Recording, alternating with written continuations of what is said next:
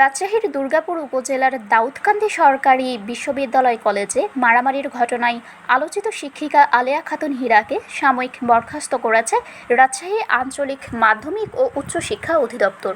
রোববার দুপুরে দুর্গাপুর উপজেলার দাউদকান্দি সরকারি বিশ্ববিদ্যালয় কলেজ পরিদর্শন শেষে রাজশাহী আঞ্চলিক মাধ্যমিক ও উচ্চশিক্ষা অধিদপ্তরের পরিচালক প্রফেসর মোহাম্মদ আসাদুজ্জামান এসব তথ্য নিশ্চিত করেছেন।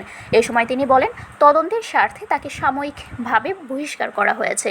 গেল বৃহস্পতিবার কলেজ শিক্ষিকা আলেয়া খাতুন হীরার সাথে বিএনপি নেতার সঙ্গে হাতাহাতির একটি ভিডিও সামাজিক যোগাযোগ মাধ্যমে ছড়িয়ে পড়ে।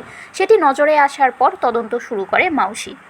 শিক্ষা মন্ত্রণালয় থেকে বা আপনাদের শিক্ষা মন্ত্রণালয় খুবই এই ব্যাপারে খুব তৎপর। আপনারা জানেন যে ভিডিওটা খুবই ভাইরাল হয়েছে, এটা নিয়ে সব পক্ষ বিপক্ষ অনেক কথাই হচ্ছে। তো সে ধরনের ওনারা করছেন কিনা জানি না, তবে তাদের মানে তৎপরতা খুবই বেশি।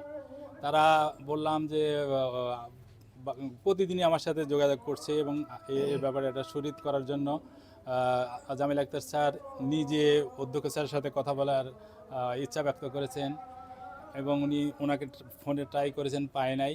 তারপরে আলেয়া আক্তার হীরা ম্যাডামকেও উনি কথা বলতে চেয়েছেন, ওনার ফোনও পায় নাই। আমি আলেয়া ম্যাডামকে স্যারের নাম্বারটা দিয়েছি এবং তাৎক্ষণিকভাবে ওনার সাথে কথা বলবেন। তারপরে শিক্ষা মন্ত্রণালয় আমাদেরকে যে এটা দেন, প্রাথমিকভাবে আলেয়া খাতুন হীরারে সাময়িক বহিষ্কার করার আমরা চিন্তা করছি। যে উনি আপাতত, যেহেতু আমি শুনেছি উনি সরকারি শিক্ষক না, আমাদের মাউসির আন্ডারে উনি চাকরি করেন, এই এমপিওভুক্ত টিচার।